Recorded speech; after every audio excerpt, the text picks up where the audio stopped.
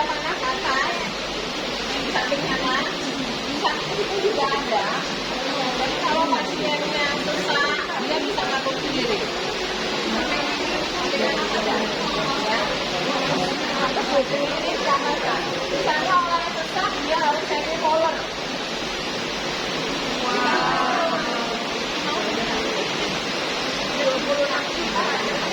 Senyamannya, senyaman pasien. Kalau mau diturunkan, tinggal yang ada panas ke bawah. Kalau di sini, yang ini ya.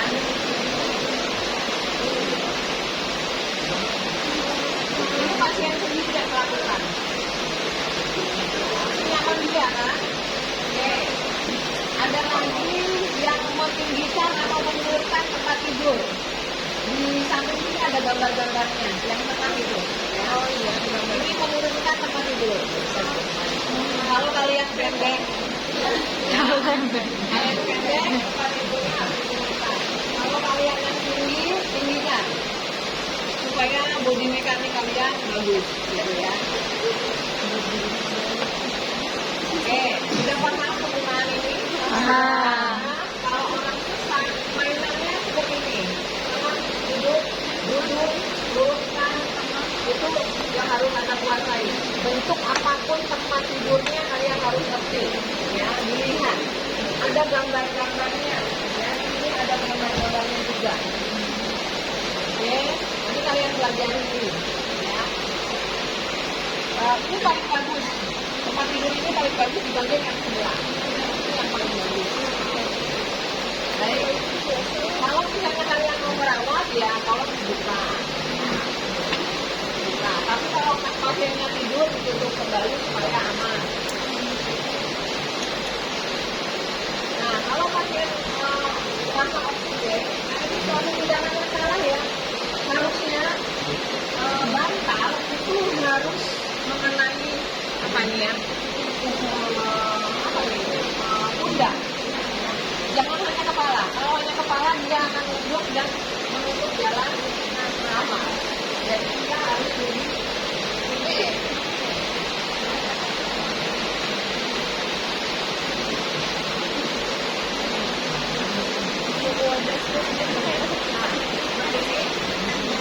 Kemudian digunakan menyaman pasien, gitu ya. Kemudian kalau anaknya tempat tidur, ini harus ada bantal kecil supaya nyaman. Bantal kecil, ini bantal kecil. Kalau ini kan gantung, kalau gantung sampai dia. Oke, kalau pasien oksigen, misalnya dia sesak, kita semipolarkan, kemudian kita pasang oksigen.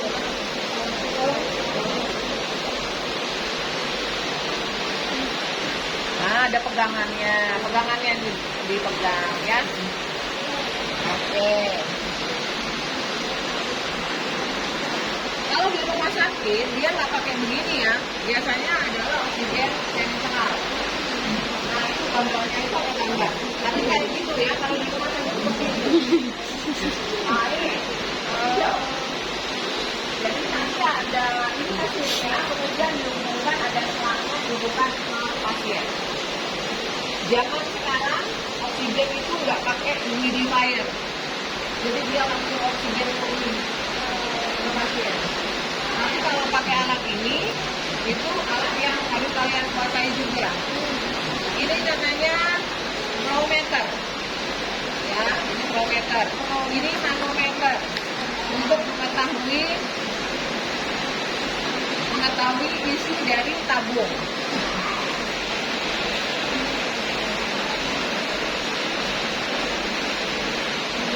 Ini humidifier. Kalau ujian, ini dikosongkan, dilepas. Jadi kalian itu teliti enggak, dipasang enggak. Nah, ini harus ada terisi air steril, ada levelnya.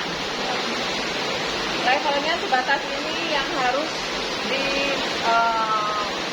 atas, gunanya atas ini ya, harus diisi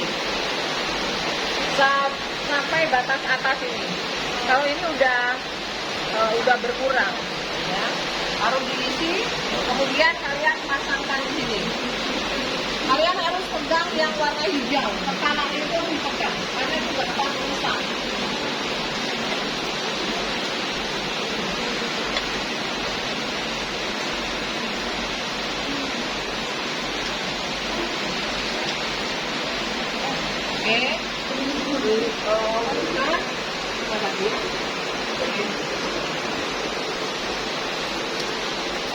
Ini adalah kateter nasal. Kalau yang ini tungkuk. Jadi nanti dihubungkan di situ pasien menghirup udara melalui hidung dan mulutnya. Tapi kita pakai yang nasal.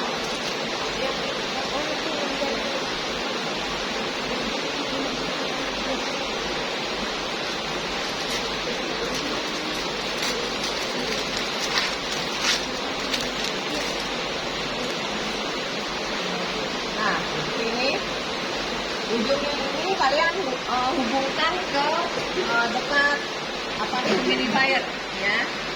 Ini nggak boleh kena lantai.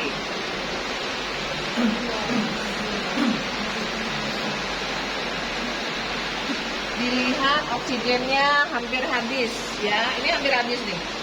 Kemudian naikkan. Di sini di kilometer ini ada biji timah.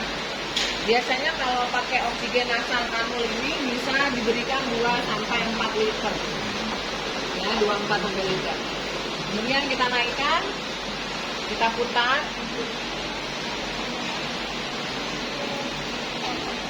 Ya.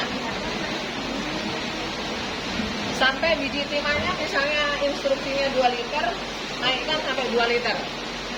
Kemudian pastikan ini udaranya mengalir. Dengan cara kalian cek di sini, ada nggak? Nggak ada ya? Kecil. Nggak mau habis soalnya ini.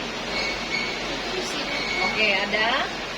Dan lihat ini ada gelembung-gelembung ya. Gelembung-gelembung itu untuk melembabkan. Tentunya kalian sudah menjelaskan ke pasien. Ini ada pengikatnya, kalian lebarkan, ini tetap hidup gitu ya. Nggak mau habis ini. Oke Bapak, saya pasangkan ya Pak oksigennya.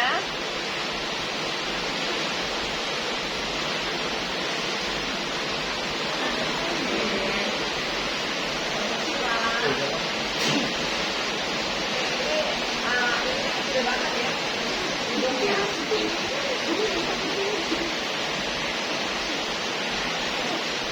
Ini taruh di belakang telinga, ya, di belakang telinganya.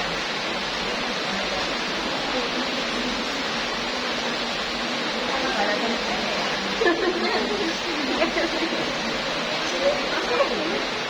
Tidak nggak bisa. Harusnya ditaruh di belakang telinga.